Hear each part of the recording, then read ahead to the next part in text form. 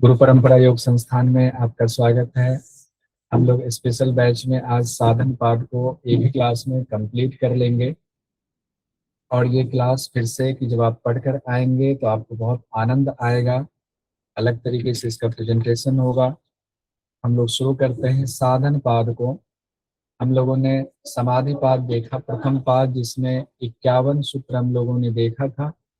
आज साधन पाद के सभी 55 सूत्रों को हम लोग देखेंगे, क्या इम्पोर्टेंट है वो देखेंगे। तो सबसे पहले हम एक साथ उसका ओवरव्यू ले लेते हैं। साधन पाद में क्या क्या विषय है, सीक्वेंस में उसको देख लेते हैं। पहले ही सूत्र से शुरुआत हो रही, इसमें क्रियायोग शब्द आया हुआ है। क्रियायोग में तप स्वाध्याय ईश्वर प्रणिधान कहा गया है। फिर दूसरे सूत्र में क्रियायोग के फल बताए गए हैं और फिर क्रियायोग के फल में बात आई हुई है पंच क्लेश तनु होता है। तो पंच क्लेश क्या है, उससे वहां एक छोर जुड़ जाता है। पंच क्लेश की चर्चा तीसरे से लेकर के 9वें सूत्र तक में है और पंच क्लेश को पूरी तरह खत्म कैसे करना है तो उसकी चर्चा है 10वें और 11वें में, जिसमें प्रति प्रसव और ध्यान है। तो क्रिया योग, प्रति प्रसव और ध्यान तीनों जोड़ दें तो क्लेशों को खत्म करने में तीनों चीजें महत्वपूर्ण भूमिका निभाती। क्लेश को खत्म क्यों करना है उसकी चर्चा है कि क्लेश से आखिर होता क्या है। तो क्लेश ही जननी है उस कर्माशय का, मूल है। और जब कर्माशय है तो कर्माशय की वजह से जाति, आयु और भोग होता है। अलग अलग जाति में हम उत्पन्न होते हैं, हमारी एक आयु होती है, उम्र होती है, भोग होता है, भोगते हैं। तो भोग भोगेंगे तो ये सारी चीजें मिलकर के सुख और दुख हमें प्राप्त होता है। इसलिए क्लेश को खत्म करना है। जब दुख की बात आती है तो 3 दुख होते हैं, परिणाम, ताप और संस्कार दुख। 15वें सूत्र में बात आई है। फिर उसके बाद 16वें सूत्र में कहा गया हेय की चर्चा है। एक और चीज हमने कल बात की थी जो आज फिर हम लोग करेंगे बात, चतुर्व्यूहवाद। योग दर्शन में चतुर्व्यूहवाद की चर्चा है, लेकिन चतुर्व्यूहवाद शब्द कहीं पर नहीं आया हुआ है योग दर्शन में, लेकिन व्याख्याकारों ने इसको चतुर्व्यूहवाद कहा हुआ है। वो क्या है उसको हम लोग देखें, जिसमें हेय हेतु ये सारी चीजें हैं वो हम लोग देखें। तो सूत्र संख्या 16वें में हेय की चर्चा है। हेय के हेतु की चर्चा 17वें सूत्र में है साधन पाद के। और फिर उसके बाद जब हेय हेतु वगैरह आया हुआ है तो बात आ जाता है कि दृश्य और दृष्टा की। तो पहले दृश्य की बात आती है, दृश्य का स्वरूप क्या है। तो 18वें और 19वें सूत्र में साधन पाद के दृश्य का, दृश्य मतलब प्रकृति का स्वरूप बताया गया है। फिर उसके बाद 20वें सूत्र में दृष्टा यानी कि आत्मा का स्वरूप बताया गया है। और फिर आत्मा और यानी दृष्टा और दृश्य का संबंध बताया गया है कि दृश्य का स्वरूप किसके लिए, एक दूसरे के लिए कैसे है। तो दृश्य का स्वरूप किसके लिए है तो इसकी चर्चा है 21वें और 22वें में। फिर सृष्टि की रचना कैसे हुई तो दोनों के मिलन से उसकी चर्चा 23वें में है। और चौथे में आया हुआ है कि उसका संयोग हुआ, 23वें में है। संयोग क्यों हुआ तो अविद्या की वजह से संयोग हुआ, और अविद्या का अभाव हो जाए तो क्या होगा तो कैवल्य हो जाएगा। अविद्या का अभाव होगा कैसे तो विवेक ख्याति से होगा। ये सूत्र संख्या 26वें में कहा गया है। अब सवाल आता है कि विवेक ख्याति से ऐसा क्या होता है कि अविद्या का अभाव हो जाता है। तो विवेक ख्याति से कहा गया है सप्तधा प्रांत भूमि होती है, बुद्धि 7 प्रकार की अंतिम अवस्था वाली हो जाती है, उत्कृष्ट अवस्था वाली हो जाती है। तो 27वें में ये बात आई हुई है। तब कहा गया चलिए अब तो हम सब कुछ समझ गए, तो अब हमें विवेक ख्याति कैसे प्राप्त हो। तो विवेक ख्याति प्राप्त करने के लिए अष्टांग योग का अभ्यास कीजिए। अष्टांग योग की शुरुआत 28वें से लेकर के 55वें तक है, लास्ट तक। और अष्टांग योग में 5वें अंग की चर्चा है आपके साधन पाद में यानी बहिरंग की। और फिर अंतरंग की चर्चा, धारणा ध्यान समाधि की चर्चा आपको अगले पाद में, विभूति पाद में। अष्टांग योग, अंतरंग योग। तो हम लोग आते हैं क्रिया योग और क्रिया योग के फल। तो क्रिया योग 3 चीज है, इसमें कहने की जरूरत नहीं, सब पढ़कर आए होंगे। तप स्वाध्याय ईश्वर प्रणिधानानि क्रिया योग है। तप स्वाध्याय ईश्वर प्रणिधान मिल करके बना हुआ है क्रिया योग। और क्रिया योग का फल क्या बताया गया है, समाधि की भावना, समाधि भावनार्थ है, क्लेश तनु करनार्थश्च। तो पहला कहा गया समाधि भावनार्थ, दूसरा है क्लेश तनु करनार्थ। तो दो चीजें फल आ गया, ये एग्जाम में पूछा जा सकता है, दोनों को ध्यान रखिए, समाधि भावनार्थ और क्लेश तनु करनार्थस्य। अब उसके बाद तीसरे वाले मंत्र में हम लोग आते हैं साधन पाद के, कि क्लेश तनु करनार्थ है। तो क्लेश क्या है? तो क्लेश की चर्चा आगे आई हुई है। अविद्या अस्मिता राग द्वेषा अभिनिवेशा पंच क्लेशा। कई पुस्तक में आपको पंच शब्द मिलेगा, कई जगहों पर पंच शब्द नहीं मिलता है, अलग अलग प्रकाशन हाउस में। तो पंच कई जगहों पर है, तो हमने उसको ब्रैकेट में लिख दिया पंच क्लेशा। तो कितने क्लेश हो गए? अविद्या अस्मिता राग द्वेष अभिनिवेश। सीक्वेंस में ये भी इतना आसान क्वेश्चन भी पूछा जाता है कि पांचों क्लेश को सीक्वेंस में बताइए, कौन सा पहले कौन सा बाद में। अब कहा गया पांचों क्लेश जो आ रहा है आया कैसे, इसकी जननी कौन है, जननी कहाँ से उत्पन्न हुआ है, भूमि क्या है। तो कहा गया क्लेशों की जननी जान लीजिए और क्लेशों की अवस्था जान लीजिए कि कैसे जो है उत्पन्न हुआ है और कितना किसमें दम है। तो कहा गया अविद्या क्षेत्रम उत्तरेशम प्रसुप्त तनु विच्छिन्न उदाहरणाम, यानी अविद्या ही उसकी भूमि है और अविद्या के बाद ये चारों क्लेश आते हैं। अविद्या पहले आई, उसी की भूमि है, उसी से बाकी अस्मिता राग द्वेष अभिनिवेश उत्पन्न होंगे। और ये सभी क्लेश चार अवस्था में होती हैं, प्रसुप्त तनु विच्छिन्न और उदार। ये सभी कितनी अवस्थाओं वाली होती है? कभी प्रसुप्त होता है, कभी तनु, कभी एक का ताकत बढ़ेगा दूसरा दब जाएगा, दूसरे का बढ़ेगा तीसरा दब जाएगा। ऐसे कोई सोया हुआ है, कोई तनु है, कोई विच्छिन्न वाला, कोई उदार स्थिति में है। तो सभी क्लेश चार अवस्था में रहती है, प्रसुप्त तनु विच्छिन्न और उदार में। तो ये हो गया हमारा पंचक्लेश, और पांचों क्लेश चार अवस्थाओं में रहती है। ये भी हम लोगों ने देख लिया, डिटेल नहीं बताऊंगा क्योंकि डिटेल आप लोग पढ़ के आए होंगे। और ये वाला नोट्स अभी क्लास के बाद आपको भेजूंगा, क्योंकि इसको बनाया ही आज है। इस नोट्स को जो स्पेशल प्रेजेंटेशन आप देख रहे हैं, ये तो पहले का बना हुआ है, स्पेशल प्रेजेंटेशन आज बना है इसीलिए।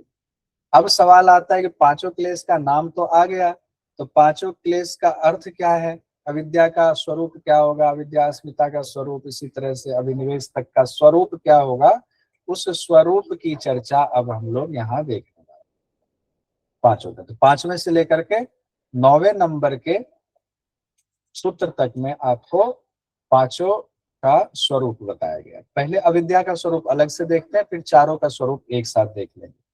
तो साधन पाद के 5वें मंत्र में सूत्र में कहा गया है, अनित्य असूचि दुखात्मनसु दुख आत्मनसु नित्य असूचि सुखात्म ख्यातिर विद्या। यानी अनित्य में कहा गया है, अनित्य को नित्य समझ लेना, अनित्य को नित्य समझ लेना। पहले तो ये देखिए, अनित्य, असुचि, दुख और अनात्मा। पहले ये कहा गया अनित्य असूचि दुखात्मनासु, फिर कहा गया नित्य सुचि सुख और आत्मा। उल्टा कहा गया दोनों में, अनित्य को नित्य समझ लेना, इसको यहाँ अनित्य को नित्य से लगाएंगे। तो जिसको हमने अनित्य है जो, उसको नित्य समझ लिया, जैसे कि शरीर को, इस पैसों को, गाड़ी बंगला घोड़ा को, घर परिवार को, ये अनित्य है, उसको हमने नित्य समझ लिया। फिर कहा गया असुचि, असुचि को सुचि समझ लिया, शुद्ध समझ लिया। असुचि को सुचि, असुचि मतलब जो शुद्ध नहीं है, असुचि मतलब जो गंदगी है, उसको हमने सुचि समझ लिया। फिर कहा गया दुख, दुख को हमने सुख समझ लिया, सुखात्म कहा गया, सुख समझ लिया, सुख स्वरूप समझ लिया। और अनात्मा कहा गया है, अनात्मसु, उसको समझ लिया हमने आत्मा, अनात्मा को आत्मा भाव समझ लिया। यही अविद्या का स्वरूप है। अविद्या के स्वरूप में चार चीजें आई, अनित्य असूचि दुख अनात्मा। अनित्य को नित्य, असुचि को सुचि, दुख को सुख, अनात्मा को आत्मभाव समझ लेना। यही आत्मा का, यही अविद्या का स्वरूप बताया गया है। उसके बाद चार जो बाकी और क्लेश जो कि अविद्या से उत्पन्न हुए हैं, जिसकी भूमि अविद्या है, उस चार क्लेश का स्वरूप आगे बताया जा रहा है। अविद्या के बाद अस्मिता राग द्वेष अभिनिवेश। अब अस्मिता में कहा गया है, दृक् दर्शन शक्तयो एकात्मता इव अस्मिता, यानी दृक् शक्ति दर्शन शक्ति जब दोनों की अलग अलग है लेकिन दोनों का एक रूप प्रतीत होना अस्मिता है। दृक् शक्ति और दर्शन शक्ति दोनों का एक रूप होना ही अस्मिता है। एग्जाम की दृष्टि से बहुत महत्वपूर्ण है। फिर कहा गया है राग क्या हुआ, सुख अनुसयी राग, सुखानुसयी राग है, जो भोगे गए सुख है उसको बार बार भोगने की जो आसक्ति होती है वो राग हो गया। दुखानुसयी द्वेष है, दुख भोगने के बाद जो भाव उत्पन्न होता है वही द्वेष है। स्वरसवाही विदुषो अपि तथा रूढ़ो अभिनिवेश है, परंपरा से चला आ रहा विद्वान मूढ़ में भी जो विद्यमान है वो मृत्यु का भय है, उसी के लिए अभिनिवेश शब्द का इस्तेमाल किया गया है। यहां तक कोई दिक्कत तो नहीं किन्हीं को? स्वरूप समझ गए? किसका स्वरूप था ये? पंच क्लेश का स्वरूप था। अविद्या में चार चीजें आई हुई थी और उसके बाद दूसरा वाला भी बहुत इंपॉर्टेंट था, अस्मिता वाला, दृक् शक्ति दर्शन शक्ति वाला। बाकी तीनों तो बहुत आसान था, पहला दूसरा को थोड़ा सा गौर फरमाइएगा। अब क्लेशों को खत्म करने का उपाय कहा गया है। जो क्लेश है, पंच क्लेश देख लिया, पांचों क्लेश के स्वरूप देख लिया, तो उसके बाद 10वां 9 तक, 5वें से 9वें तक में है पंच क्लेश का स्वरूप, और 10वें 11वें में प्रति प्रसव और ध्यान हेया तद्वृत्तियां है। और हमने यहाँ क्रिया योग इसलिए लिखा हुआ है कि शुरुआती क्रिया योग से है, तो उसमें कहा ही गया है क्लेश को तनु करता है, ये बात पहले ही कह दी गई है। तो क्रिया योग से भी क्लेश में जो है कमजोर पड़ता है। फिर प्रति प्रसव के द्वारा ते प्रति प्रसव हेया है सूक्ष्म, उस क्लेश को और खत्म करना है। फिर कहा गया ध्यान हेया है तद्वृत्य है, यानी ध्यान से भी उसको खत्म किया जाता है। तो क्लेश को खत्म करने के लिए क्रिया योग, प्रति प्रसव और ध्यान तीनों का इस्तेमाल किया जाता है। अब यहाँ जो ध्यान है ना, ध्यान के लिए व्याख्याकारों ने कहा है कि ये विवेक ख्याति है, ध्यान से यहाँ विवेक ख्याति भी व्याख्या में लगाया गया है। छीन करने में यही हो गया, और पूरी तरह दूर करने में, पूरी तरह, अब सूक्ष्म वाला भी पूरी तरह दूर करने में आपका हो गया प्रति प्रसव और ध्यान है या तद्वृत्ति। ठीक है, बहुत सुंदर। अब क्लेश को खत्म क्यों करना है, क्यों क्लेश को खत्म करने की जरूरत पड़ रही है, हम लोग इतनी मेहनत करें, किसी पर इतनी मेहनत क्यों करना? कहा गया क्लेश को जान लीजिए, स्वरूप तो जान ही लिया, किसी का स्वरूप जान लिया कि ऐसा मुखड़ा है, चश्मा लगाया हुआ, नाक लंबी है, ये करता क्या है, इसको खत्म करना है, किससे दोस्ती करनी है। कहा गया क्लेश का काम जानिए। क्लेश मूल है कर्माशय है, दृष्ट अदृष्ट जन्म वेदनीय है। कहा गया अच्छा, ये क्लेश जो है कर्माशय का मूल है। गुरु परंपरा योग संस्थान को शुरू करने वाले यही आदमी है, यही बहुत पढ़ाते हैं, यूजीसी नेट के चक्कर में फंसवाते हैं। ये जेआरएफ वेआरएफ इसी खत्म करो, संबंधी खत्म करो, झंझटी खत्म हो जाएगा। तो क्लेश मूल है कर्माशय है, क्लेश जो है कर्माशय का मूल है, जड़ है। और वो कर्माशय क्या होता है? दृष्ट और अदृष्ट, दृष्ट अदृष्ट जन्म वेदनीय, दृष्ट और अदृष्ट वर्तमान और भविष्य जो है उसमें ये फलित होता रहता है। यानी वर्तमान में भी उसका फल होगा कर्माशय का, भविष्य में भी फल होगा। अब फिर कहा गया वो फल जो होगा वो आपको जन्म जन्मांतर तक वो वेदना देने वाली। कर्माशय का मूल क्लेश है जो वर्तमान में भी और आगे भी अगले जन्मों में भी वेदना देने वाली। तो क्लेश जो इतना मुश्किल काम चीज है, इस जन्म में अगले जन्म में भी मुश्किल देने वाला है, वेदना देने वाला है, उसको क्यों ना खत्म किया जाए। फिर 13वें और 14वें में देखिए क्या कहा गया है। सती मूले तद विवाह जाति आयु भोगा, जब क्लेशों का मूल अविद्या मौजूद है तब तक कर्माशय का परिणाम जाति आयु और भोग होता है। यहाँ कहा गया ना वर्तमान और भविष्य में वेदना देने वाले अगले जन्मों तक। कैसे होता है अगले जन्मों तक? कहा गया कर्माशय का परिणाम होता है कि आपकी जाति होगी, आपका आयु होगा, आपका भोग होगा। जाति मतलब हम कुत्ते में, बिल्ली में, इंसान में, पेड़ पौधों में, किसी भी चीज में जन्म ले सकते हैं। जाति हो गया, आयु उसकी जितनी उम्र होगी उस जाति की आयु हो गया, और उसमें जो हम भोग भोगेंगे वो भोग हो गया। तो कहा गया जाति आयु भोगा कर्माशय से होता है, और कर्माशय का जो है मूल है वो क्लेश है। और फिर कहा गया है वे जाति आयु और भोग, आगे देखिए, वे जाति आयु और भोग ते ह्लाद परिताप फला। तो ह्लाद और परिताप, सुख और दुख, ये दोनों फल देने वाला होता है। और पुण्य पुण्य पुण्य हेतुत्वात, पुण्य और अपुण्य जो है उनकी वजह से ये, क्योंकि क्या होता है, हम जब जाति आयु भोग मिला हुआ है, हम कभी अच्छे कार्य करते हैं, कभी बुरे कार्य भी करते हैं, उससे सुख दुख होता है। तो पुण्य पुण्य कार्य हम क्यों करते हैं?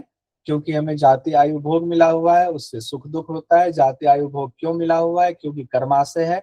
कर्मा से है ही क्यों? क्योंकि उसकी जड़ जो है क्लेश मौजूद है, इसीलिए क्लेश को खत्म करना है। कैसे खत्म करना है?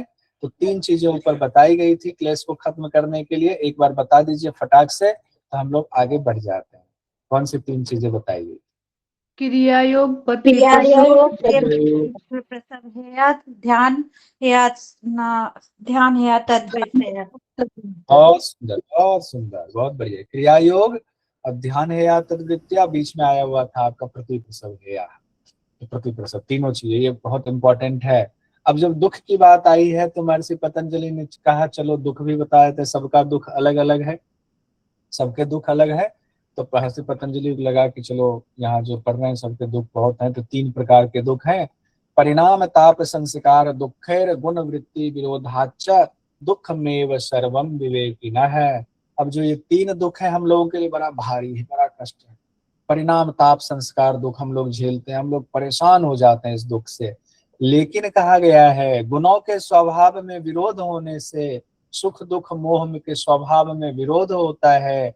विवेकी के लिए सभी कुछ दुख स्वरूप ही है। अगर मान लीजिए कोई अच्छी बात हो गई, सुख, हमें सुख हुआ, तो हमारे लिए तो दुख नहीं है, हमें सुख की प्राप्ति हो रही है। JRF निकल गया, सुख की प्राप्ति हो रही है। लेकिन विवेकी के लिए वो भी बंधन में बांधने वाला है, वो भी दुख रूप ही है। कहा गया दुख में सर्वम विवेकिनः है। जो कुछ भी है विवेकी के लिए सब कुछ दुख स्वरूप ही है। तो एग्जाम में आता है 3 दुख कौन से हैं? परिणाम ताप संस्कार। अच्छा एक और बात बताइए, सांख्य दर्शन में कौन से 3 दुख की चर्चा आई हुई है? आध्यात्मिक, आधिभौतिक, आधिभौतिक, आधिदैविक, आधिभौतिक, आधिदैविक। 3 ही है, आध्यात्मिक, आधिभौतिक, आधिदैविक, ये 3 ही दुख बताए गए।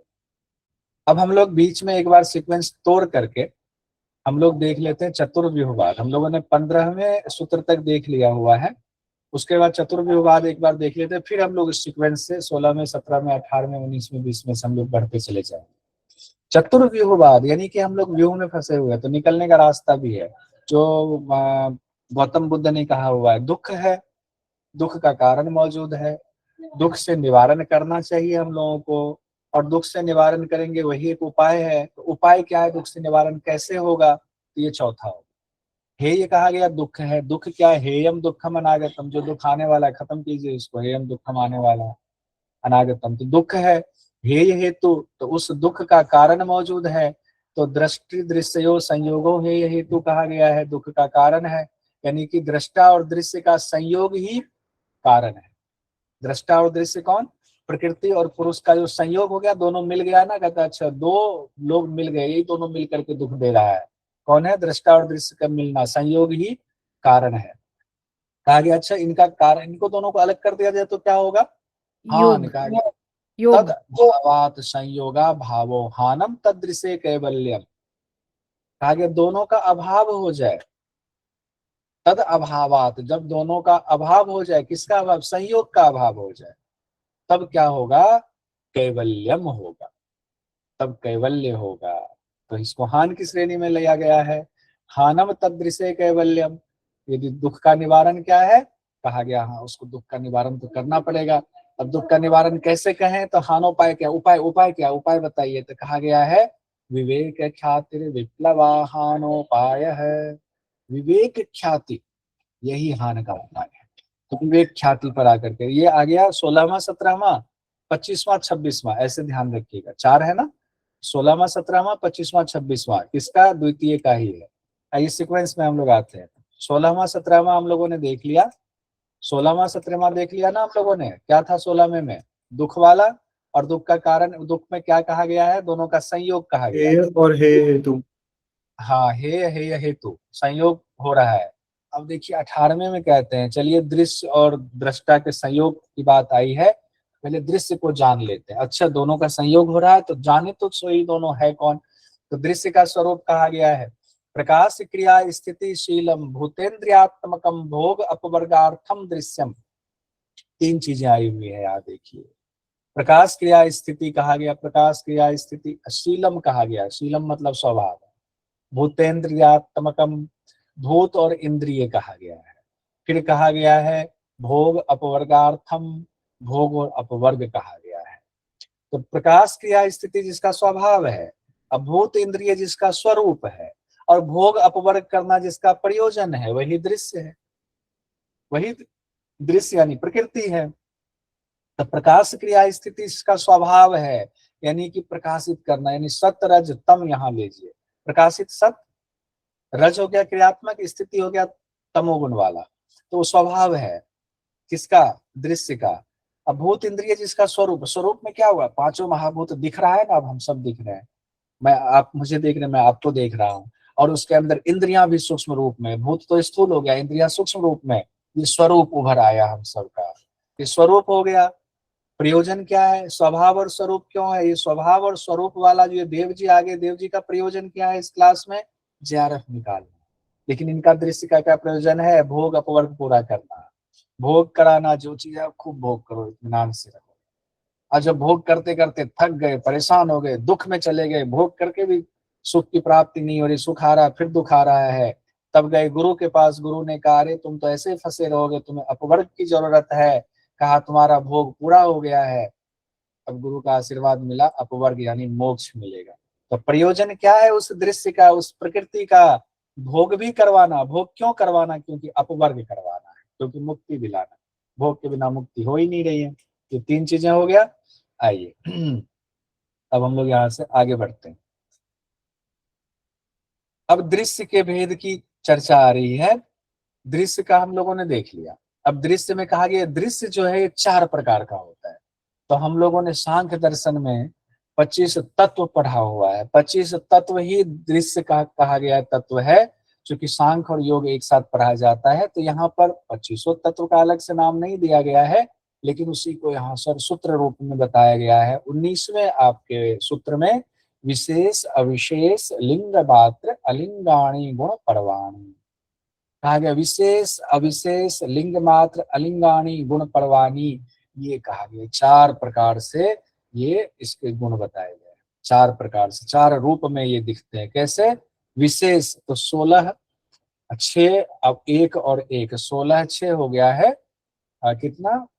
16, 4, 20, 2, 22, 23, 1, 24, 24 तत्व है। 25वां तो पुरुष है। पुरुष की तो चर्चा, पुरुष तो अलग है, दृश्य से अलग है, तो दृश्य में तो 24 आएगा। तो 24 की 4 कैटेगरी बांटी गई है। विशेष अविशेष लिंग मात्र अलिंग। यहाँ से क्वेश्चन बहुत पूछा जाता है, ध्यान रखिएगा। विशेष में क्या आता है? 16 तत्व आते हैं। सभी 16 तत्व जो विकार वाले हैं, सभी 16 तत्व आते हैं। 16 तत्वों में मन है, 5 कर्मेंद्रिय, 5 ज्ञानेंद्रिय और 5 महाभूत। 5 महाभूत। ये क्यों है? क्योंकि ये 16 जो है ना, ये 16 किसी चीज को उत्पन्न करने की क्षमता इसमें नहीं है। ये उत्पन्न हुआ तो ये सिर्फ विकार है। तो 16 जो सिर्फ जो विकार 16 के 16 है, उसकी चर्चा विशेष में की गई। इनके गुणों के विशेष धर्मों की अभिव्यक्ति होती है इन 16 से, क्योंकि ये फाइनली यही जो है आपका काम कर रहा होता है। फिर अविशेष में वो आता है जो उत्पन्न हो भी रहा है, उत्पन्न कर भी रहा है। इसमें 6 तत्व आते हैं। पंच तन्मात्रा और अहंकार आता है, या कहें अहंकार और पंच तन्मात्रा आता है। पंच तन्मात्रा किसको उत्पन्न करता है? पंच महाभूत को सर। पंच महाभूत को। अहंकार किसको उत्पन्न करता है? एकादश इंद्रिय और पंच तन्मात्रा को उत्पन्न करता है। एकादश इंद्रिय और पंच तन्मात्रा को ये अहंकार उत्पन्न करता है। ये सब पढ़ के आना चाहिए, तो तब मजा आता है, यहाँ रुकने की जरूरत नहीं पड़ती। फिर लिंग मात्र में बुद्धि को कहा गया है, और अलिंग में मूल प्रकृति को कहा गया है। ये एग्जाम में आता है, मामला गड़बड़ हो जाएगा ये याद नहीं हुआ तो। अब हम लोग आते, दृश्य को तो जान लिया, दूसरा पार्टनर है दृष्टा। हम लोग के अंदर दोनों चीजें हैं, दृश्य और दृष्टा दोनों है। हम ही लोग अपने अंदर की चीजों के बारे में पढ़ रहे हैं। अब अपने अंदर जो दृष्टा है उसका स्वरूप देखते हैं, कितना सुंदर लग रहा है, वाइब्रेटिंग लग रहा है स्क्रीन आपका। और ऐसे पढ़ के आएंगे तब ये दिमाग को भी झन्नाहट देगा, एकदम लगे गुदगुदाएगा दिमाग को। और तभी नहीं गुदगुदाएगा अगर पढ़ के नहीं आएंगे, तब तो सिर्फ बढ़िया बढ़िया सा लग रहा है, आंखों को अच्छा लग रहा है, बात खत्म हो जाएगा, नाम लगा। दृष्टा दृश्य मात्र है, शुद्ध अपि प्रत्यय अनुपस्य है। दृश्य मात्र है, सिर्फ देखने वाला। शुद्ध है, बिल्कुल शुद्ध कहा गया है। और बुद्धि के अनुरूप देखने वाला, खुद के अनुरूप नहीं, बुद्धि के अनुरूप देखता है ये। तो किसके लिए कहा गया है? ये दृष्टा के लिए, उस आत्मा के लिए। दृश्य मात्र, सिर्फ देखने वाला है, दृष्टा कहा गया है। शुद्ध कहा गया, बिल्कुल शुद्ध है, उसमें सत्र स्तंभ कुछ नहीं है, और बुद्धि का अनुरूप देखने वाला है, ये कहा गया है। 20वें में तो दृष्टा का स्वरूप हो गया। 21वें में कहा गया दृष्टा दृश्य में संबंध कहा गया है। तो कहा गया दृश्य जो है वो दृष्टा के लिए है, यानी उस दृष्टा के लिए ही दृश्य का स्वरूप है, यानी हमारे लिए ही घर है, और उस आत्मा के लिए ये शरीर रूपी घर है। तो तद अर्थ एव दृश्यस्य आत्मा, उस दृष्टा के लिए ही दृश्य का स्वरूप कहा गया है। ये भी आ गया। 22वें में फिर कहा गया है कि उसका प्रयोजन क्या है, और प्रयोजन पूरा हो गया तो फिर उसका क्या होता है, उस दृश्य का जो कि ऊपर बात कही गई है उसको यहाँ और स्पष्ट किया गया है। मान लीजिए मैं हूं, अब मेरे लिए प्रकृति है, मुझे भोग करा दिया, और भोग करने के बाद मेरा अपवर्ग हो गया, मुक्ति मिल गया। अब प्रकृति का क्या होगा? प्रकृति का क्या होगा? तो मेरे लिए तो प्रकृति नष्ट हो गई, लेकिन अभी वंदना जी है, भारती जी है, देव जी है, मान लीजिए, मैं उसमें मत जाइएगा, जिनका नहीं हुआ है मुक्ति उनके लिए तो है वो प्रकृति, उनके लिए तो दृश्य है, अभी उनको भोग करना है। तो मेरे लिए खत्म होगा, बाकी के लिए रहेगा। तो उसी के लिए कहा गया कृतार्थम प्रति नष्टम अप्य नष्टम तदन्य साधारणत्वात्, यानी कि जिस पुरुष का भोग और अपवर्ग पूरा हो गया है, उस पुरुष के लिए सिर्फ वो दृश्य खत्म हो गया, मुझे मिल गई मुक्ति, मेरे लिए दृश्य का कोई प्रयोजन नहीं। लेकिन बाकियों के लिए, जिनका भोग अपवर्ग पूरा नहीं हुआ, उनके लिए वो दृश्य अभी वर्तमान में मौजूद रहे, वो मौजूद रहेगा जब तक पूरा नहीं हो जाता है। अब आगे हम लोग बढ़ते हैं, ये आप लोग इसमें पढ़ लीजिएगा। एक एक देखिए, एक एक सूत्र को लेकर के हम बढ़ रहे हैं। अब 23वें सूत्र पर आते हैं कि दृश्य का स्वरूप उभरता कैसे है। तो स्वस्वामी शक्तियों स्वरूप उपलब्धि हेतु संयोग है। स्वरूप अकेले नहीं उभर सकता है, सब कुछ, सारी शक्ति भले ही हो उस प्रकृति में, लेकिन वो तब तक उभरता नहीं है जब तक उसके पास टॉर्च की रोशनी ना जाए, वो आत्म स्वरूप, आत्मा रूपी वो प्रकाश ना जाए। एक कमरे में अंधेरा ही, घुप अंधेरा है, सारा सामान रखा हुआ है, किसी प्रयोजन का नहीं, दिखेगा नहीं। टॉर्च जलाएंगे, लाइट जलाएंगे तो दिखेगा ये सामान, ये सामान। यहाँ यही कहा जा रहा है, वो स्वरूप उभरता कैसे, दिखता कैसे है। स्व और स्वामी, स्वस्वामी शक्ति हो, तो स्वशक्ति और स्वामी शक्ति उनके संयोग की वजह से, उनके संयोग की वजह से स्वरूप की उपलब्धि होती है। अगर सिर्फ आत्मा है और कमरे में सामान ही नहीं है, तो आप लाइट भी जला दीजिए, कमरा में कुछ नहीं सामान है तो नहीं दिखे। दोनों का मिलन जरूरी, दोनों का संयोग जरूरी है। इस सृष्टि, यहाँ सृष्टि की बात हो रही, स्वरूप उपलब्धि मतलब ये सृष्टि कैसे दिख रही है। तो स्वशक्ति स्वामी शक्ति, स्वशक्ति यहाँ कहा गया दृश्य को, ये ध्यान दीजिएगा।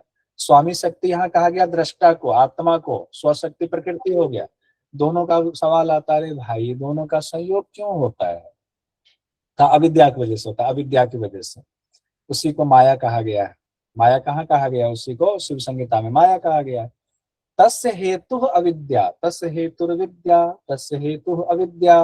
अविद्या की वजह से स्वशक्ति स्वामी शक्ति का संयोग। अच्छा है, गलती से दोनों मिल गए, दोनों मूड थे क्या? कहा नहीं, मूड वाली बात है, अविद्या की वजह से मिल गया। हालांकि सांख्य दर्शन में इसका अलग बताया गया, वहां जब पढ़ेंगे तो बताओ। कहा गया अच्छा चलिए यहाँ इतना ही रखते हैं, अविद्या की वजह से मिल गया। तो अब इन दोनों का अभाव होने पर क्या होगा? अभी 25वें में कहा गया है कि संयोग के अभाव पर क्या होगा? तद अभावात संयोग अभाव हानम तदृशे कैवल्यम, यानी अब संयोग का अभाव हो जाएगा तो कैवल्य की प्राप्ति होगी। और कहा गया कैवल्य की प्राप्ति कैसे करेंगे? तो कहा गया विवेक ज्ञान उत्पन्न होगा, तभी कैवल्य, तभी जो है अविद्या हटेगा। तो विवेक ख्याति अविप्लवा हान उपाय, हानोपाय कहा गया 26वां, देखिए हानोपाय, हानम और हानोपाय 25वां 26वां। तो विवेक ज्ञान उत्पन्न होना, यानी विवेक ज्ञान ही उपाय है, इन दुखों का अभाव होगा, यानी अविद्या का भी अभाव होगा, ये कहा गया।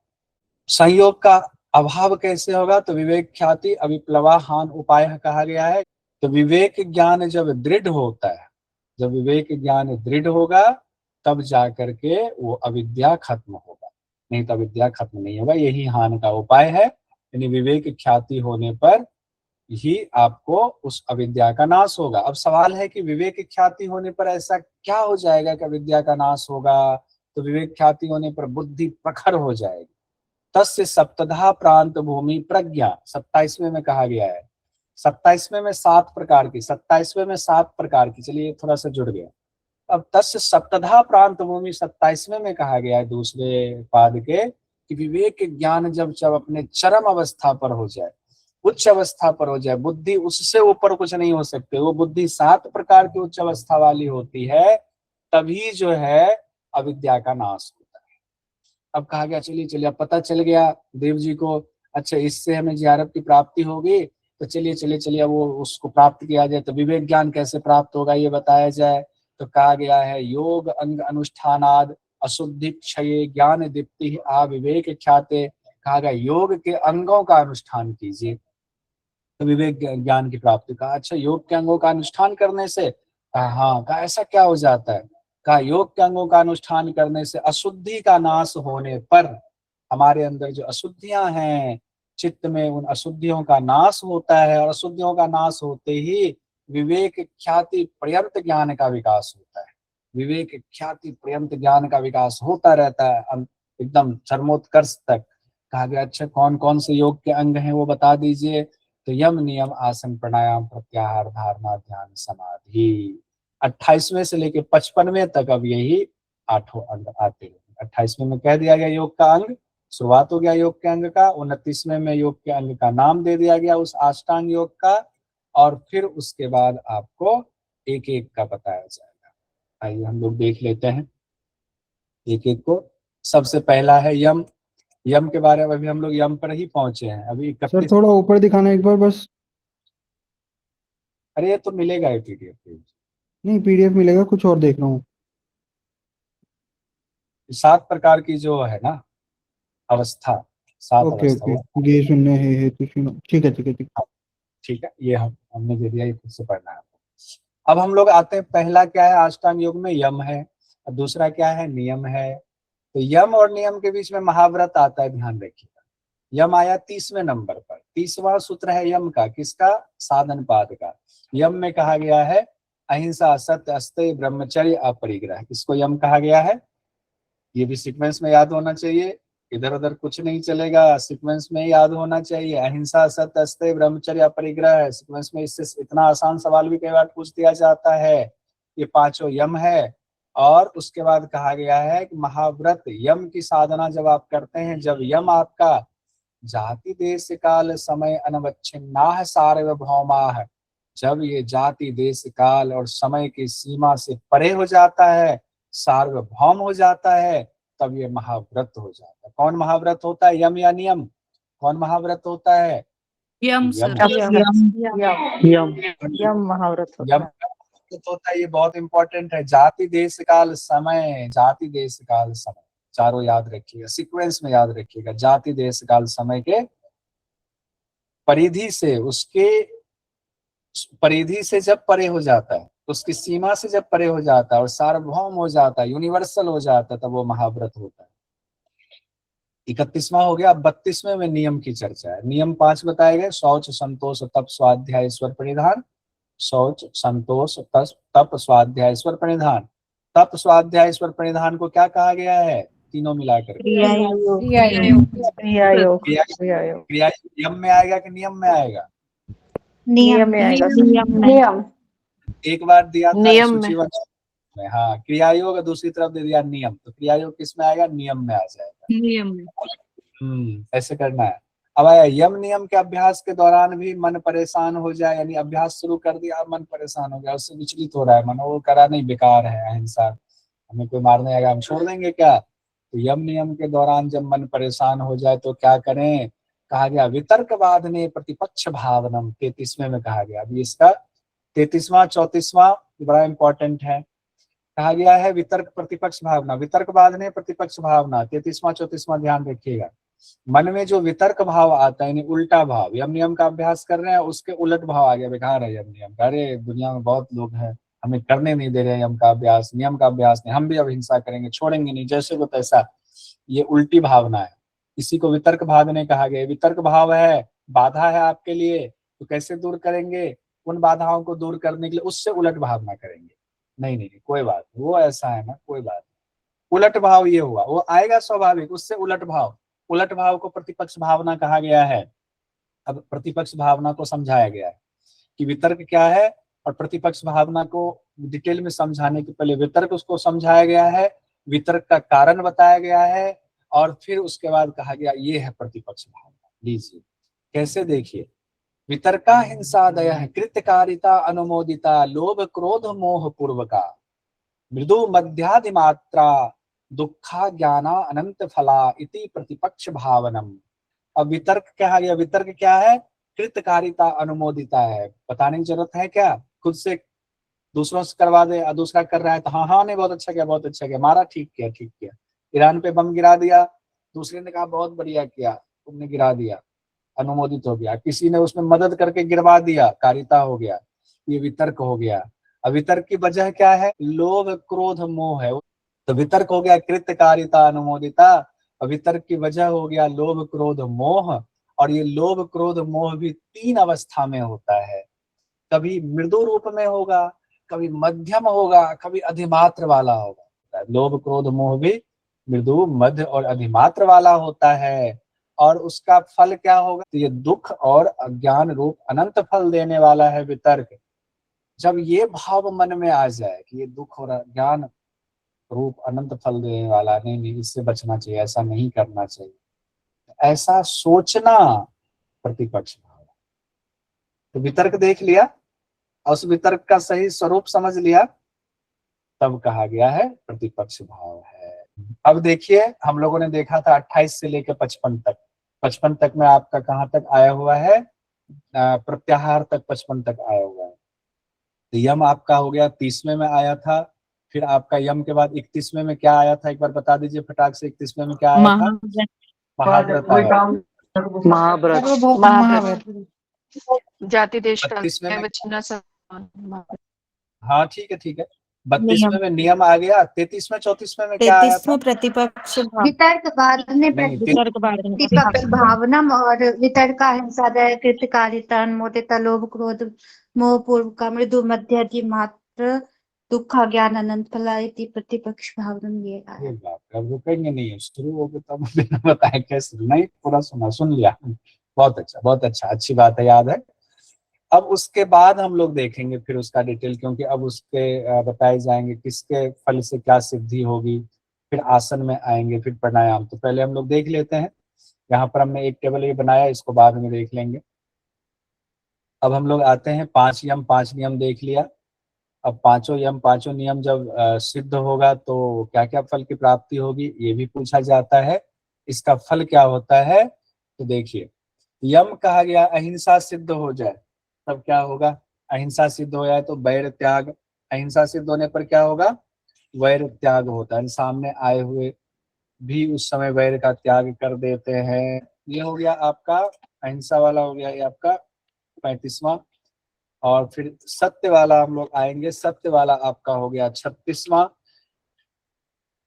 ये सत्य में कहा गया है सत्य प्रतिष्ठा, क्रिया फलाश्रयत्वम, क्रिया फल के आश्रय का भाव हो जाता है, जो बोलेंगे वो हो जाएगा। फिर अस्तय में हम लोग आते हैं, अस्तय हो गया 37वां, सभी रत्न प्रकट हो जाता है। अस्तय प्रतिष्ठायाम, जब अस्तय सिद्ध हो जाए, सर्व रत्नोपस्थानम, सभी रत्न उपस्थित हो जाए, उपस्थानम। फिर 38वें में कहा गया है, 38 ब्रह्मचर्य, ब्रह्मचर्य में कहा गया है ब्रह्मचर्य प्रतिष्ठायाम वीर्य लाभ है। ये सब इसमें बहुत रुकने की जरूरत है नहीं, वीर्य लाभ होता है ब्रह्मचर्य से। अपरिग्रह में कहा गया है, 39वें में कहा गया है कि पूर्व जन्म का ज्ञान होता है। अपरिग्रह स्थैर्य जन्म कथांत संबोध है, जन्म कथांत संबोध है, पूर्व जन्म का ज्ञान हो जाता है। अब हम लोग नियम में आते हैं, नियम में भी कहा गया है कि इसकी सिद्धि होने पर क्या होगा। तो शौच है नियम में, पहले 40वें में कहा गया है। शौच में बहुत सारे फल बताए गए, ध्यान रखिएगा, शौच में बहुत सारे फल बताए गए। पहले तो कहा गया शौचात स्वांग जुगुप्सा परेर संसर्ग है, संसर्ग की आसक्ति का निरोध हो जाता है, संसर्ग की आसक्ति का निरोध हो जाता है। अपने अंगों दूसरे के अंगों में भी संसर्ग की इच्छा का खत्म, तो उसको हमने एक ही लाइन में लिख दिया, संसर्ग की आसक्ति का निरोध। अपने अंगों से भी वैराग्य, दूसरे के अंगों से भी वैराग्य। फिर कहा गया है आगे 41वें में कहा गया है, यहाँ 40वां और 41वां दोनों यहाँ पर लिख दीजिए। फिर कहा गया है सत्व शुद्धि सौमनस्य एकाग्र इंद्रिय जयात्म दर्शन योगत्वानि च, यानी अंतःकरण की शुद्धि कहा गया है, सत्व शुद्धि कहा गया है। फिर कहा गया है मन में प्रसन्नता सौमनस्य कहा गया, फिर कहा गया है चित्त की एकाग्रता कहा गया है, फिर कहा गया है इंद्रिया भी वश में हो जाती हैं, इंद्रिय जयात्म, फिर कहा गया है आत्मदर्शन की योग्यता आ जाती है। कितनी बातें? 5। एक तो ऊपर है अपने से और दूसरों के शरीर से आसक्ति का नाश, फिर अंतःकरण की शुद्धि, मन में प्रसन्नता, ये सीक्वेंस में याद करना, ध्यान रखिएगा। चित्त की एकाग्रता, इंद्रिय वश में, आत्म साक्षात्कार की योग्यता। ये हो गया आपका 40वां 41वां। फिर हम लोग आते हैं यहाँ पर 42वें में, ये हो गया आपका 42वां संतोष के लिए कहा गया संतोषाद अनुत्तम सुख लाभ है।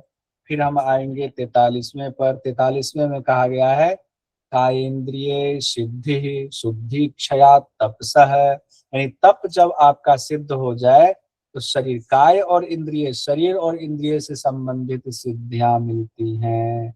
फिर उसके बाद आते हैं हम लोग 44वें में कहा गया है स्वाध्याय इष्ट देवता संप्रयोग है, स्वाध्याय से इष्ट देव का साक्षात्कार होता है।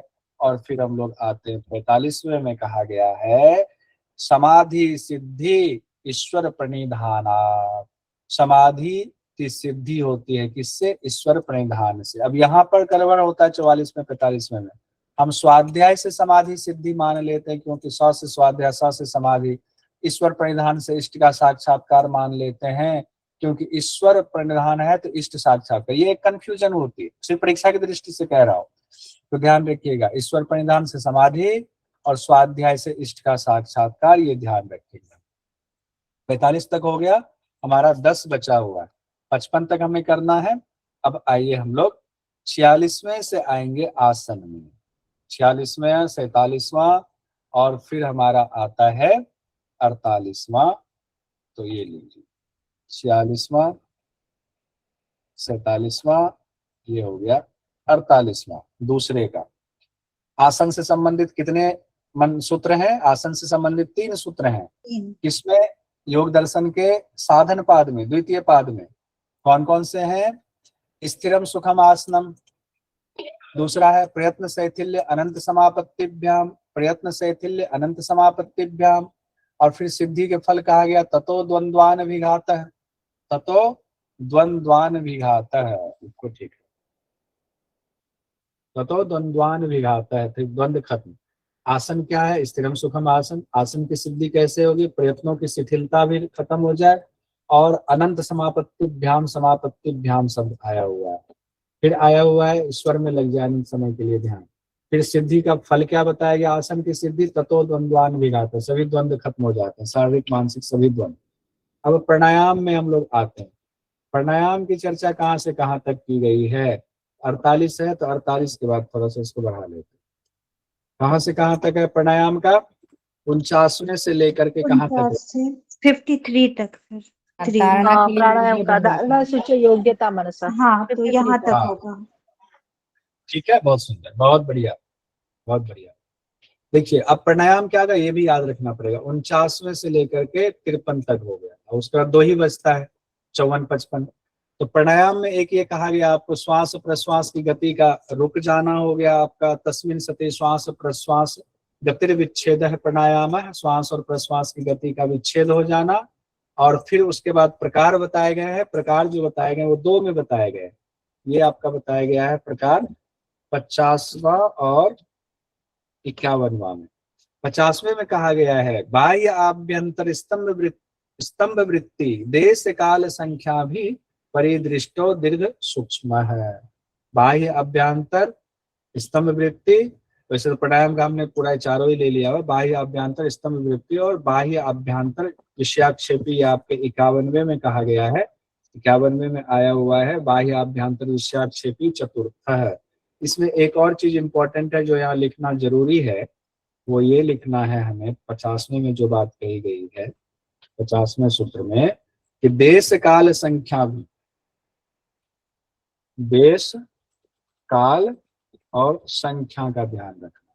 देश काल और संख्या अब फिर उसके बाद कहा गया है दीर्घ और सूक्ष्म। दीर्घ सूक्ष्म भी कहा गया है, ये भी एग्जाम में पूछा जाता है। परिदृष्ट। ठीक है, हाँ ये भी कर, वो भी ये भी कर दो। ठीक है, ठीक है, परिदृष्ट, ठीक है, दीर्घ और सूक्ष्म, ठीक है, ये बढ़िया, बहुत सुंदर। तो देश काल संख्या परिदृष्ट यानी ध्यान वहीं पर रहे, भली प्रकार से देखे, दीर्घ और सूक्ष्म हो जाए, इन चीजों का ध्यान रखना है प्राणायाम के दौरान।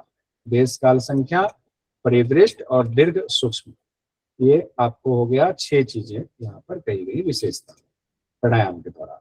ठीक है, उस 4 प्राणायाम कौन कौन से बताए गए हैं? बाह्य आभ्यंतर स्तंभ वृत्ति, ये तीनों बताए गए 50वें सूत्र में। बाह्य आभ्यंतर विषयाक्षेपी बताया गया है 51वें में। फिर आपके फल की चर्चा आती है, तो फल जो है 2 में कहा गया है, 52वें और 53वें में। 52वें में सूत्र संख्या और 53वें सूत्र संख्या में कहा गया है। 52वें में कहा गया है ततः क्षीयते प्रकाश आवरणम, प्रकाश का आवरण क्षीण होता है, प्रकाश पर परा आवरण क्षीण होता है। प्रकाश का आवरण क्षीण होता है से तात्पर्य प्रकाश पर परा हुआ आवरण क्षीण होता है। और फिर कहा गया 53वें में धारणासु च योग्यता मनसः, मन धारणा के योग्य हो जाता है। ये आपका हो गया 53वें में, मन धारणा के योग्य हो जाता है। अब यहाँ तक कंप्लीट हो गया। अब हम लोग आ रहे हैं प्रत्याहार में। प्रत्याहार का सूत्र संख्या क्या हो जाएगा? 54वां। प्रत्याहार का सूत्र संख्या हो गया 54वां। प्रत्याहार में क्या कहा गया है? स्व विषया संप्रयोगे चित्त स्वरूपानुकार इवेन्द्रियाणाम प्रत्याहार है। कहा गया जब इंद्रियां अपने विषयों से विमुख हो जाती हैं, इंद्रियां विषयों से विमुख हो जाती हैं, तब ये ही इंद्रियां चित्त में लीन हो जाती है। चित्त स्वरूपानुकार, चित्त में, चित्त के स्वरूप में लीन हो जाती हैं, यही कहा गया है प्रत्याहार। इंद्रियां विषयों से विमुख और फिर अपने चित्त में लीन, यही प्रत्याहार है। और प्रत्याहार का फल बताया गया है, सभी इंद्रियां वश में हो जाती है। इस फल हो गया 55 इंद्रिया वश, ये हो गया 54। ठीक है, तो इस तरह से हो गया हमारा 55 सूत्र कंप्लीट हो गया साधन पाद का, सभी इंद्रियां भी वश में हो गई। अब यहाँ तक हम लोगों ने बहिरंग साधन तक देख लिया। अंतरंग साधन कल हम लोग देखेंगे विभूति पाद में। यहाँ यम नियम आसन प्राणायाम, देखिए नियम 5 हो गए। आसन में कहा गया 46वां, 47वां, 48वां सूत्र संख्या। प्राणायाम में आपका हो गया उसके बाद 49वें से लेकर 53वें सूत्र संख्या तक। और फिर उसके फल हो गए प्रकाश पर परा आवरण क्षीण होता है, मन धारणा के योग होता है प्राणायाम में। फिर प्रत्याहार आपका 54वां और 55वां हो गया। प्रत्याहार में इंद्रियों का विषयों से अलग होना, फिर उसका चित्त के स्वरूप में तदाकार होना, लीन होना। फल हो गया सभी इंद्रियां वश में हो जाती 55वां। फिर आगे हम लोग धारणा ध्यान समाधि विभूति पाद में पढ़ेंगे। यहाँ हमारा साधन पाद कंप्लीट हुई है।